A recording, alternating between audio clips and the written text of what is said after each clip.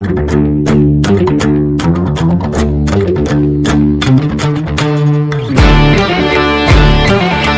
the most frequently asked question by the youth of our university. We feel parents today are becoming liberal with their children in many aspects. However, when it comes to intercaste and interreligion marriage, people are still orthodox, and people draw a rigid line that children cannot cross. Is it merely because of the fear of society? As the saying goes, सबसे बड़ा रोग क्या कहेगा लोग? So, as a youth, what can we do to convince our parents and bring them out of this social fear? See, the fear may not be about just what somebody says. We must understand the caste system for what it is. Well, before I say that, I want you to understand this. I never ever asked anybody, what is your caste, because it doesn't even occur to me in my mind. So I'm against intercaste marriages because somebody will take this one sentence and make me into trouble, but I keep doing this always because it's by intent. I am against intercaste marriages because, first of all, why the hell do you identify with the caste and then try to do inter?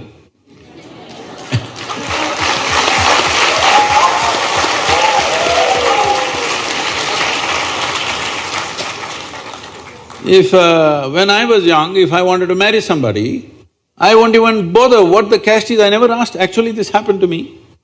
My wife, I never asked what's her caste. I just came home one day and told my father, I'm marrying this girl. He asked, who is she? I said, her name. I only knew her pet name, I didn't know her full name. Because that's what I called her. Then he asked, who is her father? I said, I don't know. He said, what? You don't know the father's name, you'll marry her? I said, I wish to marry only the girl.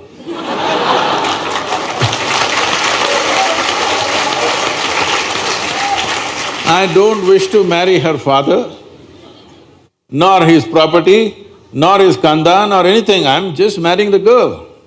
So what caste are they? I said, I don't know. What, you don't know their caste? I said, I don't know. Because except what people have told me, even I don't feel my caste anywhere. I have uncasted myself completely, I'm not cast in anything. So I didn't check her caste either. Then somebody came, once this happens in the family, all the uncles and aunts and others, they're all warriors. They all get into the act. They came and said, we don't even drink water in their house. Their caste is like that. I said, did they invite you?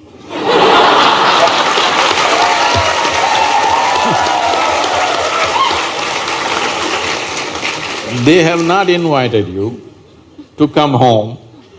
Only after they invite you, whether you want to drink coffee or whatever, we will see. Right now they have not invited you, nor am I planning to take you to their house, nor am I planning to go to their house. I'm just marrying the girl. They couldn't believe it. I said, how can we do this? Our families can't sit together, they're caste. I said, I never said I'm inviting you to my wedding either. So, I just declared to my wife, I said, you're my wife, that's it. She said, this is all no witness, no arrangement, no garland. I said, see, no bloody witness can ever hold me to anything. When I say something, that's it. I will not go back on it. I said, I'm married to you, this is it. So I just came and announced to everybody, I'm married. They said, when, where, how? That's not your business. This is my wife, then that's it. So I'm saying, first of all, why do you caste yourself and then why do you intercaste yourself? Not necessary.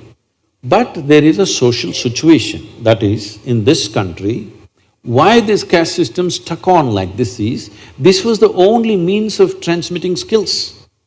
Suppose your father is a goldsmith. Now he will marry you only to your goldsmith, another goldsmith, because right from your childhood you have helped the goldsmith carrying this and that, you know how to handle it. Suppose he puts you, suddenly marries you to a blacksmith, you will feel lost in that house and you know nothing about it. Because knowledge was transmitted only through the family tree.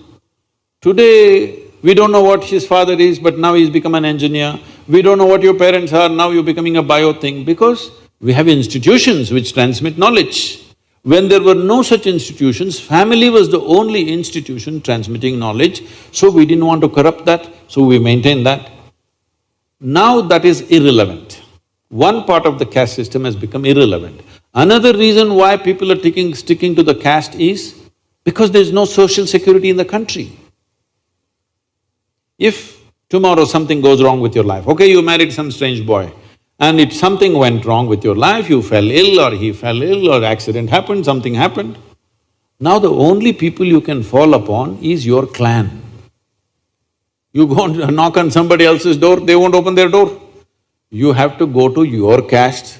If you say, I belong to this caste, they'll say, come, we'll do something for you. So this is the social security you still have.